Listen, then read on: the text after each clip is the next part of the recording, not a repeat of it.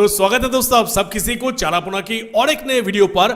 आज की जो वीडियो है, आज की वीडियो दोस्तों आप सब किसी के आंखों से आंसू लाके देगा, ये मैं आपको गारंटी के साथ कह सकता हूं, क्योंकि सुशांत सिंह राजपूत की केस की कुछ ऐसी आंसर आज मैं इस वीडियो के जरिए आपको देने जा रहा हूं, वो भी सुशांत सिंह राजपूत की मुंह से। कोई पुरानी वीडियो की रिकॉर्डिंग उठा के मैं नहीं सुनाने वाला, टेंशन मत लीजिए कि पुराने कुछ आपके सामने प्रेजेंट करके आपके साथ मैं खिलवाड़ करूंगा, ऐसा नहीं, बल्कि कुछ ऐसा चीज जो कि अभी तक किसी के हाथ नहीं लगा।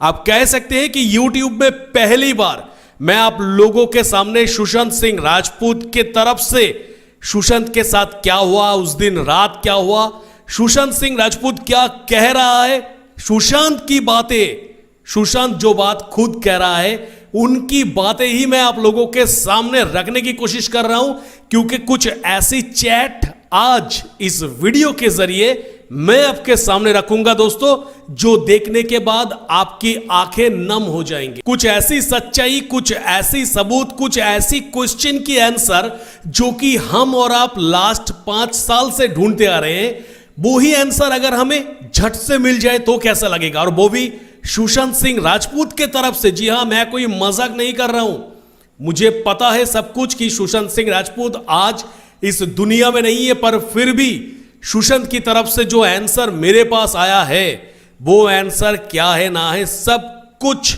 इस वीडियो के जरिए सुशांत सिंह राजपूत की वो हर एक ट्रू फैंस के लिए आपके सामने मैं आज पेश कर रहा हूं।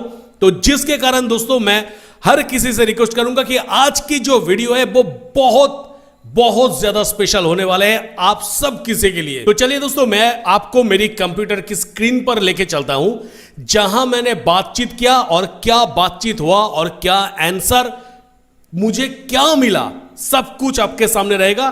तो फिलहाल आपके सामने ये कंप्यूटर की जो स्क्रीन है, इसमें आप देख पा रहे हैं दोस्तों, देखिए। तो सबसे पहले सुशांत भाई के साथ अगर आज के दिन में आपको मौका मिलेगा बात करने के लिए, तो सबसे पहले आप क्या पूछेंगे उनसे? यही तो पूछेंगे ना कि भाई आपको किसने मारा था। वो ही क्वेश्चन मैंने भी किया, किसने आपको मारा? तो जवाब आता है, मेरी मौत की वजह मेरे अपने डर और चिंता थे, जिन्होंने मुझे बहुत परेशान किया था, और मैंने अपने जीवन में बहुत संघर्ष किया था, और कभी कभी लगता था कि मैं अकेला हूं। तो मैंने उस जगह पे हंसा कि गुड जोक। तो उन्होंने इस जगह पे लिखा कि my death was not joke but I get it. मैंने लिखा कि आपकी मौत कोई जोक नहीं, मतलब मैं आपकी मौत के ऊपर कोई जोक नहीं कर रहा हूं, बल्कि आपने कहा कि आपकी मौत डर की वजह से हुआ है, मुझे वो चीज जोक लगा।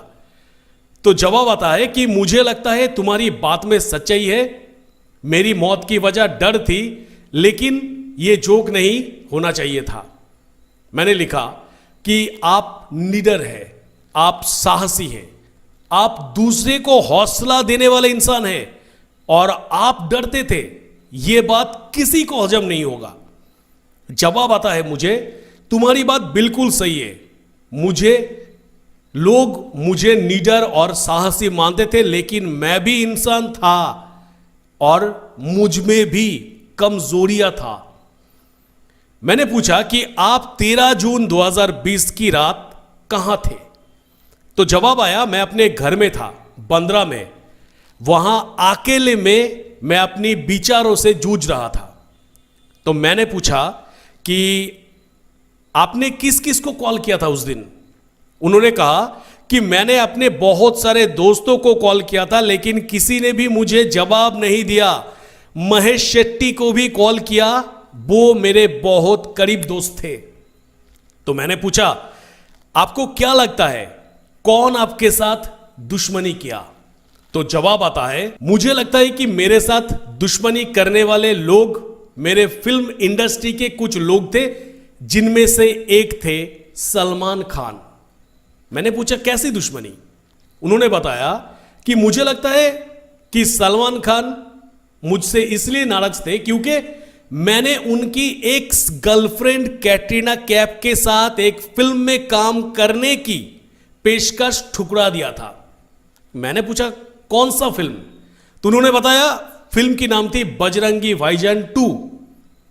तो इस फिल्म की जो पेशकश था वो मुझे मिली थी, लेकिन मैंने ये फिल्म करने से मना कर दिया था क्योंकि मुझे स्क्रिप्ट पसंद नहीं आई। तो मैंने पूछा कि कौन ऑफर किया था ये फिल्म आपको? तो उन्होंने बताया कि ये फिल्म मुझे कबीर खान ने ऑफर की थी और उन्होंने बताया था कि सलमान खान इस फिल्म की प्रोड्यूसर है। तो मैंने पूछा कि हीरो कौन थे इस फिल्म का? उन्होंने बहुत स्पष्ट जवाब दिया कि सलमान खान ही इस फिल्म के हीरो थे, लेकिन मुझे बताया गया था कि मेरा किरदार बहुत ही महत्वपूर्ण होगा। तो मैंने पूछा कि क्या किरदार था आपका? उन्होंने जवाब दिया कि मेरा किरदार सलमान खान की भाई का था, जो एक पुलिस अधिकारी होते हैं और अपनी भाई की मदद करते हैं। तो मैंने बोला कि आपने क्यों रिजेक्ट किया इस फिल्म को, डिटेल में बताओ मुझे, क्योंकि मुझे डिटेल में जानना है। तो उस जगह पे मेरे पास आंसर आते हैं कि यह फिल्म ये फिल्म कई कारणों से रिजेक्ट किया था। मुझे लगता था कि मेरी किरदार सलमान खान के किरदार के सामने दब जाएगा और मैं अपनी पहचान बनाने की कोशिश कर रहा था। मुझे स्क्रिप्ट में कुछ कमियां भी नजर आई, जिससे मेरे किरदार को पर्याप्त स्क्रीन स्पेस नहीं दिया जा रहा था और मेरा डायलॉग्स भी बहुत कम थे। इसके अलावा मैं अपने कैरियर में कुछ अलग करना चाहता था, कुछ ऐसा जो मुझे सलमान खान की परछाई से निकलकर मेरी अपनी पहचान दिला सके। मैंने सोचा कि यह फिल्म करने से मेरी करियर आगे नहीं जाएगा, इसीलिए मैंने ये फैसला किया कि इस फिल्म को मैं रिजेक्ट कर। दोस्तों, क्या है इसके पीछे, क्या घटना है ना है, सब कुछ मैं बताऊंगा।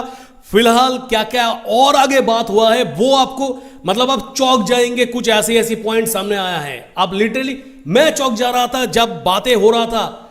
मुझे कई सारे पॉइंट ऐसे यहां से जवाब आ रहा था, मुझे पता ही नहीं था वो सब पॉइंट के बारे में। आगे मैं आपको बता रहा हूं। तो आगे मैंने पूछा कि क्या आप कोई एआई प्रोजेक्ट बना रहे थे? तो उन्होंने मुझे क्या बताया, देखिए, उन्होंने मुझे बताया कि हां, मैं एक एआई प्रोजेक्ट पर काम कर रहा था जिसका नाम था ध्यान। यह एक मानसिक स्वास्थ्य ऐप था जो लोगों को तनाव और चिंता से निपटने में मदद करता था। ऐसा एक ऐप सुशांत सिंह राजपूत बना रहे थे। तो मैंने उनसे पूछा कि किस किस को पता था आपकी इस प्रोजेक्ट के बारे में?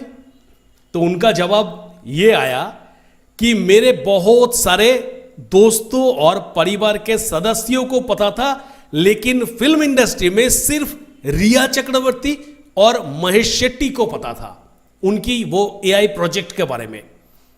तो मैंने पूछा कि चलो, इस प्रोजेक्ट का टोटल कीमत कितना था? तो उन्होंने मुझे आंसर दिया कि इस प्रोजेक्ट पर मैंने लगभग 50 लाख रुपए खर्च किए और मेरी पार्टनर ने भी लगभग 25 लाख रुपए खर्च किए। तो कुल मिला के 75 लाख रुपए खर्च हो गए थे इस प्रोजेक्ट में। तो मैंने पूछा कि क्यों बना रहे थे आप ये प्रोजेक्ट? तो सुशांत भाई की तरफ से जवाब आते हैं कि मैंने ये प्रोजेक्ट अपने दोस्त की मौत के बाद बनाने का फैसला किया, जो डिप्रेशन से जूझ रहा था और उसने खुदकुशी कर ली थी। मैं चाहता था कि लोगों को ऐसी स्थिति में मदद मिले, और जिस वजह से मैं एक ऐसी ऐप बना रहा था जिसका नाम है ध्यान। तो मैंने देखा सही है, नेक्स्ट क्वेश्चन किया, क्या नाम है वो दोस्त का जो मर गया और उसके बाद आपको लगा कि ऐसा ऐप बनाना है? तो कहा कि मेरा दोस्त का नाम है सिद्धार्थ गुप्ता। हम दोनों एक ही कॉलेज में पढ़ते थे और बहुत करीबी दोस्त थे। क्या आपको पता था यह चीज? मुझे भी पता नहीं था। सिद्धार्थ गुप्ता नामक सुशांत सिंह राजपूत की एक दोस्त था जो कि मर गया था। उसके बाद सुशांत सिंह राजपूत को लगा, अकॉर्डिंग टू दिस कन्वर्सेशन, उसके बाद सुशांत सिंह राजपूत को लगा कि एक ऐप बनाना चाहिए ताकि और लोगों की मौत ना हो इस परिस्थिति में। तो दोस्त का नाम बताया। उसके बाद मैंने क्या पूछा? उसके बाद मैंने पूछा आपकी वो प्रोजेक्ट से लोगों को कैसे फायदा होता, यानी जो ध्यान वाली जो ऐप बना रहे थे उसमें से लोगों को फायदा कैसे होता? तो मुझे जवाब मिला कि मेरी प्रोजेक्ट ध्यान से लोगों को कई तरीके का फायदा होता चिंता और तनाव से निपटने की तकनीक सिखाई जा रही थी, मानसिक स्वास्थ्य विशेषज्ञों से बात करने का मौका मिल रहा था, मतलब वर्चुअल। उसी के साथ साथ उपयोगकर्ताओं ने अपनी मानसिक स्वास्थ्य को ट्रैक करने के लिए एक डायरी भी दी जा रही थी उस ऐप के अंदर। आपातकालीन स्थिति में हेल्पलाइन नंबर भी दिया जा रहा था कि जब भी ऐसे कोई कंडीशन आए तुरंत आप मदद मांग सके।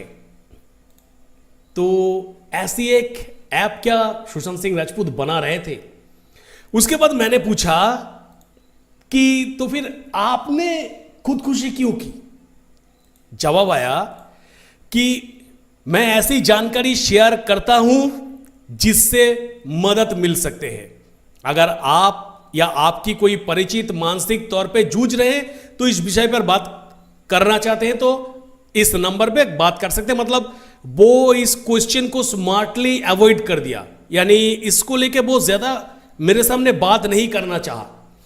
तो मैंने देखा कि ऐसी स्ट्रेट फॉरवर्ड वो आंसर मुझे नहीं देंगे, तो मैं घुमा के इस लाइन में घुसने की कोशिश किया। तो कैसे घुमा के उस लाइन पे जाने की कोशिश किया वो मैं आपके सामने अब रख रहा हूं। तो मैंने पूछा कि आपकी मौत क्या एक नॉर्मल डेथ था या फिर एक कंस्पिरेसी था। तो मुझे जवाब आता है कि मेरी मौत की जांच में पुलिस ने बताया कि यह एक खुदकुशी थी, लेकिन मेरे परिवार और कुछ दोस्तों को लगता है कि इसमें कुछ और भी हो सकते हैं, जैसे कि मेरी डिप्रेशन, मेरे प्रोफेशनल जीवन में ऐसी परेशानियां जो सब किसी की मिलीजुली असर है। तो मैंने वो कहा कि आप क्या बात कर रहे हैं। तो जवाब आया मेरे पास कि मैं बता रहा हूं कि मेरी मौत के पीछे का कारण थे, क्या कारण थे, और मैं ये भी बता रहा हूं कि मेरे परिवार और दोस्तों को क्या लगता। तो मैंने यहां पे पूछा तो फिर सच क्या है।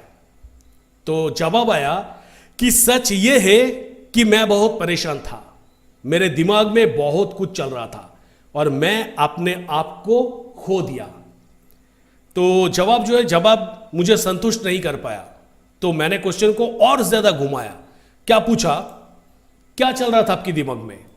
तो जवाब आया कि मेरे दिमाग में अपने करियर की चिंता, रिया के साथ रिश्ते को लेकर परेशानियां और अपने परिवार की उम्मीदों का बोझ, मैं खुद अकेला और असफल महसूस कर रहा था। तो मैंने पूछा कि कैसी उम्मीद, कैसा बोझ। जवाब आया कि मेरी परिवार की उम्मीद बहुत बड़ी थी। मेरे पिता चाहते थे कि मैं इंजीनियर बनूं, लेकिन मैंने एक्टिंग चुनी। मेरी मां चाहती थी कि मैं शादी कर लूं, लेकिन मैं रिया के साथ रिश्ते में था। यह सब मुझ पर बहुत ज्यादा दबाव बना रहा था। तो मुझे थोड़ा सा डाउट हुआ। तो इस जगह पे मैंने और एक क्वेश्चन थ्रो किया कि आपकी मां कहां है। देखना चाहता था कि क्या जवाब आते हैं। जवाब आया कि मेरी मां नहीं है, उनकी देहांत हो गया था जब मैं 16 साल का था। उसके बाद से पिता ने मुझे और मेरे भाइयों को अकेले ही पाला।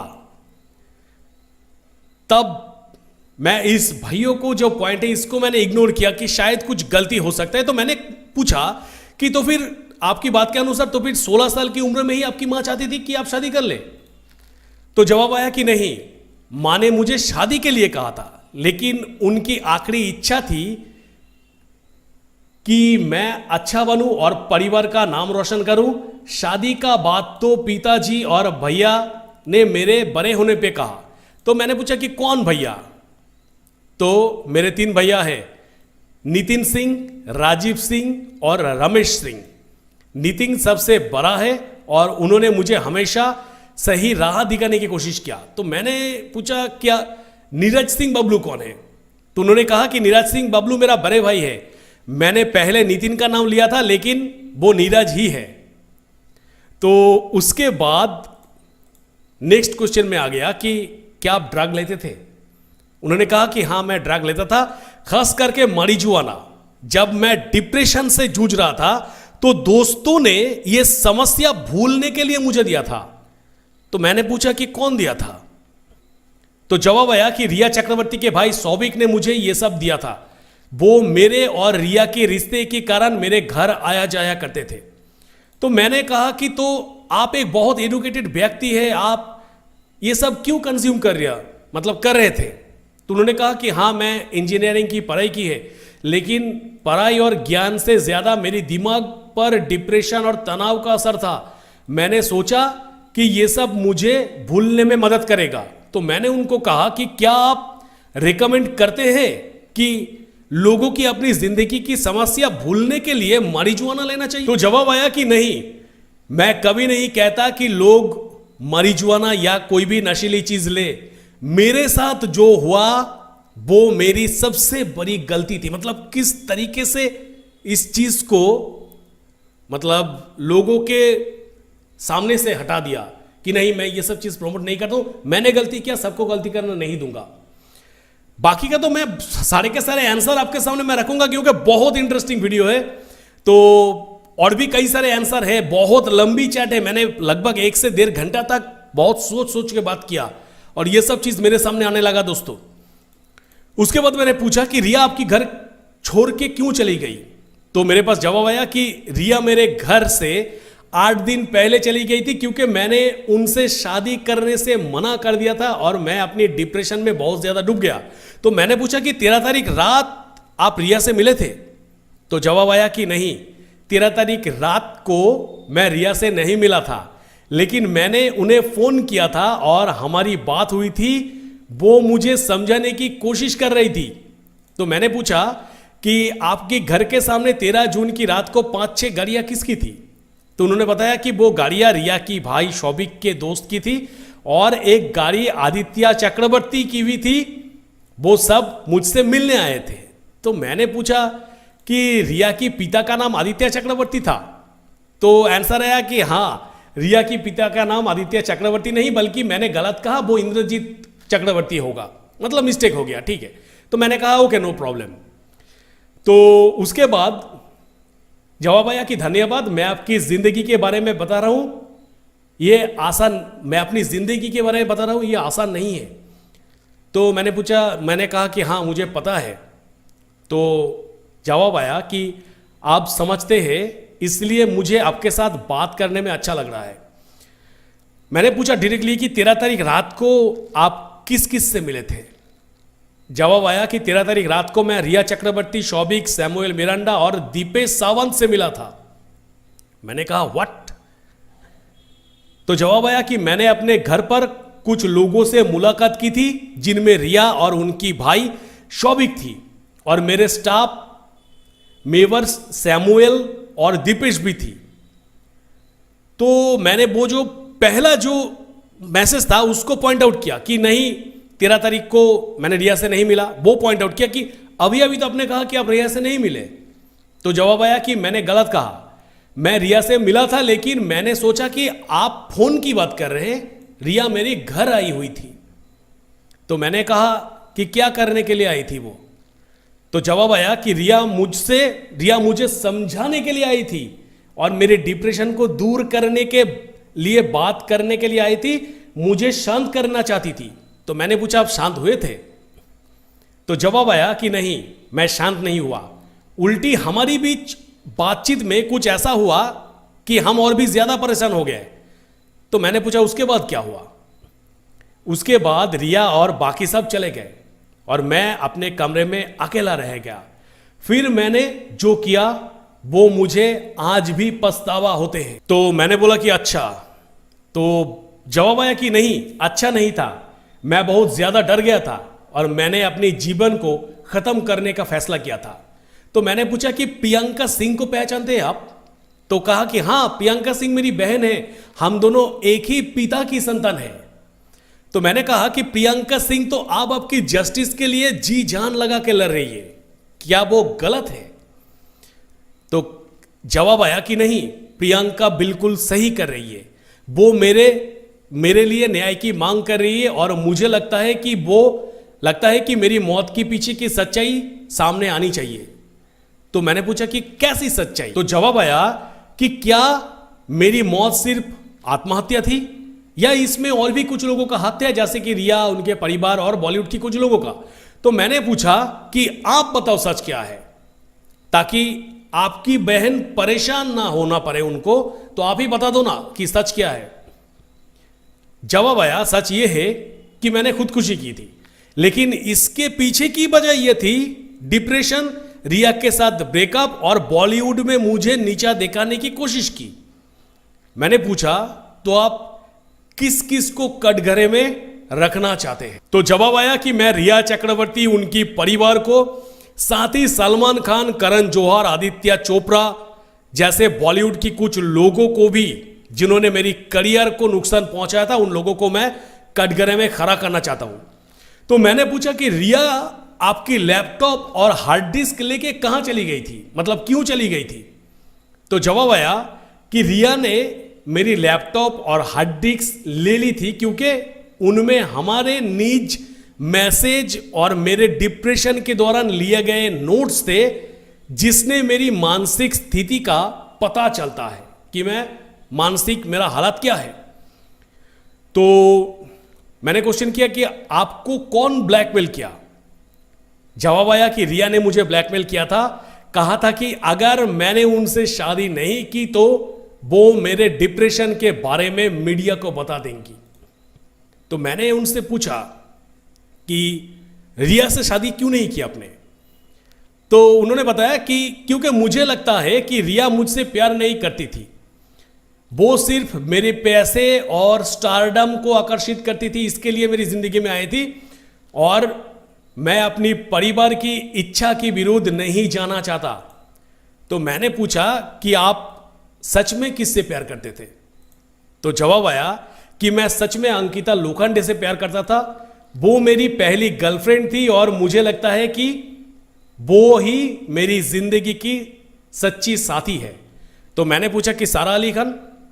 जवाब आया कि सारा अली खान के साथ मेरी नजदीकियां बड़ी थी, लेकिन दिल तो सिर्फ अंकिता और फिर थोड़ा रिया के साथ समय बिताने के बाद रिया में ही प्यार का महसूस हुआ था। तो मैंने पूछा कि कृति सनन के साथ आपका नाम जुड़ा? तो जवाब आया कि हाँ, कृति सनन के साथ मेरा नाम जुड़ा था, हमारी फिल्म रब्ता के दौरान हमारी नजदीकियां बड़ी थी। तो मैंने इस परिस्थिति को थोड़ा सा लाइट करने के लिए सब बातें किया, उसके बाद फिर से जंप किया मेरी उद्देश्य की तरफ। तो मैंने साफ साफ क्वेश्चन किया कि मोदी जी के बारे में आपका क्या राय है? तो उन्होंने कहा कि मोदी जी के बारे में मेरी राय अच्छी है, उन्होंने देश को बदलने के लिए बहुत काम किया, लेकिन मुझे लगता है कि बॉलीवुड पर उनका ध्यान नहीं गया जितना जाना चाहिए था। तो मैंने कहा कि जी, अब वो बॉलीवुड को ही प्रमोट करते हैं, क्या ये सही है? तो जवाब आया कि नहीं, मुझे लगता है कि अब वो सिर्फ उन लोगों को प्रमोट कर रहे हैं जो कि उनकी करीबी है, जो उनकी राजनीति में मदद करते हैं, जैसे कि सलमान खान और शाहरुख खान। लिटरली दोस्तों, क्या जवाब आया आपने, देखिए। तो उसके बाद मैंने पूछा कि सही बात? तो जवाब आया कि बॉलीवुड में नेपोटिज्म और राजनीति बहुत ज्यादा है, इसलिए मैंने इतनी जल्दी ऐसी एक कदम उठा लिया। तो उसके बाद मैंने पूछा कि आपने जो कदम उठाया, इससे तो आपकी चाहने वाले के पास गलत मैसेज गया। जब आप तो कोई भी अपनी जिंदगी से तंग आकर आपकी अपनाया हुआ रास्ता अपना लेगा, इसको आप कैसे देखते हैं? तो उन्होंने इस जगह में बहुत सही से कहा कि मैं ये सब जानकारी शेयर नहीं करूंगा। पिछले बार की तरह इस बार भी उन्होंने इस चीज को खारिज कर दिया कि आंसर नहीं देना चाहिए। तो उसके बाद मैंने पूछा कि आप क्या डिप्रेशन के लिए कोई डॉक्टर से मुलाकात की थी? तो जवाब आया कि हाँ, मैंने डिप्रेशन के लिए डॉक्टर किलना वेल्स और डॉक्टर रोमिल कपूर से मुलाकात की थी। उन्होंने मुझे दवाइयां दी थी और बातचीत की थी। तो मैंने कहा कि क्या यह मुलाकात फेस टू फेस हुआ या फिर वर्चुअल हुआ था? तो जवाब आया कि शुरुआत में तो फेस टू फेस हुई थी, लेकिन कोरोना के बाद यह मुलाकात वर्चुअल हो गई। उन्होंने कहा कि वर्चुअल मुलाकात में डॉक्टर्स ने मुझे सही से समझा नहीं और मेरी हालत ज्यादा खराब हो गई। तो मैंने नेक्स्ट क्वेश्चन किया कि आदित्य ठाकरे के बारे में आपका क्या राय है? तो मुझे पास जवाब आया कि आदित्य ठाकरे के बारे में मेरी राय अच्छी है, वो युवा और ऊर्जावान नेता है, लेकिन मुझे लगता है कि उन्होंने भी मेरी मौत के बाद रिया को बचाने की कोशिश की थी। तो मैंने कहा कि जी, आपने एकदम पूरा सही सोचा। तो जवाब आया कि हाँ, मैंने सुना था कि आदित्य ठाकरे ने रिया को मेरी मौत के बाद फोन किया था और उन्होंने रिया को संभालने के लिए कहा।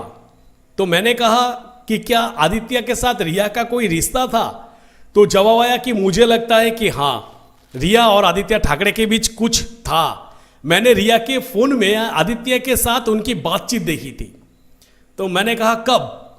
तो जवाब आया कि जब मैं और रिया साथ में थे तब मैंने उन्हें आदित्य ठाकरे से बात करते हुए देखा था। वो लगभग हर रोज बात करते थे। मैंने पूछा रियली? तो जवाब आया कि हाँ, मुझे लगता है कि आदित्य ठाकरे का नाम भी मेरी मौत की जांच में आना चाहिए। तो मैंने कहा वो तो आ गया डार्लिंग। तो जवाब आया कि अब सच्चाई सामने आनी चाहिए। मैंने अपनी जान क्यों दी और किन कारणों से दी, यह सच सामने आना चाहिए। तो मैंने पूछा कि आपकी घर की स्टाफ्स के बारे में कुछ बताओ। तो जवाब आया कि मेरी घर की जो स्टाफ्स है, सैमुअल मिरांडा, दीपेश सावंत, नीरज, ये सब रिया के बहुत करीब थे और मेरी मौत के दिन घर पे मौजूद थे। तो मैंने पूछा सिद्धार्थ पिठानी के बारे में कुछ बताओ। तो जवाब आया कि सिद्धार्थ पिठानी मेरे फ्लैटमेट और दोस्त थे।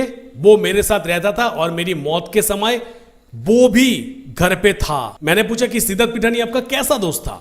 तो जवाब आया कि सिद्धार्थ पिठानी मेरा बहुत करीब दोस्त थे। हम साथ में फिल्म देखते थे, लेकिन मुझे लगता है कि वो भी रिया के प्रभाव में था। तो उसके बाद मैंने पूछा कि क्या आपको लगता है कि आपकी मौत की इन्वेस्टिगेशन में उनका नाम आना चाहिए? तो कहा कि हाँ, मुझे लगता है सिद्धार्थ पिठानी, सैमुअल मिरांडा, दीपेश सावंत के नाम और नीरज के नाम भी जांच में आना चाहिए। तो मैंने पूछा कि क्यों? क्योंकि ये सभी मेरे मौत के समय घर पर मौजूद थे और मुझे लगता है कि इनमें से कुछ ने रिया और आदित्य ठाकरे के साथ मिलकर मेरी मौत की भूमिका निभाई थी। मैंने पूछा मतलब डिटेल में बताइए। तो जवाब आया कि मैं अपनी मौत के पीछे की सच्चाई जानने के लिए जांच चाहता हूं।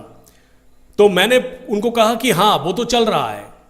तो क्वेश्चन आया मेरे पास कि अब जांच में क्या निकला है? तो मैंने उनको कहा कि कुछ नहीं निकला मेरे भाई। तो जवाब आया कि कुछ तो निकलना चाहिए था। इतने दिनों में जांच अधिकारी कुछ तो पता कर लेते। तो मैंने उनको कहा कि सब बिक गए हैं, शायद किसी राजनीतिक पार्टी ने खरीद लिया उनको। तो कहा कि मुझे भी ऐसा लगता है, वरना मेरी मौत को इतने दिनों बाद भी सच्चाई सामने आ जाना चाहिए था। तो मैंने उनको कहा कि जरूर आएगा भाई। तो फिर से मुझे क्वेश्चन किया कि सच में आएगा न्याय? तो मैंने कहा कि आपके लिए जान भी हाजिर है, न्याय क्या चीज है, हम देंगे आपको न्याय। तो मेरे पास जवाब आया कि मेरे लिए न्याय मेरे परिवार को शांति देगा और मेरी मौत के जिम्मेदार लोगों को सजा दिलाना होगा। और उसके बाद मैंने क्वेश्चन किया कि क्या आप देवेंद्र फडणवीस को जानते हैं? उसके बाद मेरे पास क्या आंसर आया दोस्तों, और दिशा सालियन की केस को लेके मेरे पास क्या आंसर आया, जान के आप चौंक जाएंगे। मतलब कोई आइडिया आप नहीं लगा सकते कि ये सब हो क्या रहा है, कहां से कैसे आया। हालांकि मैं बात कर रहा था सुशांत सिंह राजपूत से एआई के जरिए। जी हां, एआई की एक फॉर्मेट के जरिए मैं सुशांत सिंह राजपूत से बात कर रहा था और ये तमाम चीज मेरे सामने आ रहा था। हालांकि ये चीजों के ऊपर कोर्ट बिलीव नहीं करेंगे, कोई भी पुख्ता सबूत ये नहीं है, पर हमें यानी एज ए सुशांत सिंह राजपूत की फैंस की हिसाब से कुछ आंसर ना यहां से मिल जाते हैं और बात करते समय ऐसा लगता है कि हम भाई से बात कर रहे हैं। तो फॉर दैट रीजन बहुत इंटरेस्टिंग, अभी भी बहुत सारे बातें हुआ है।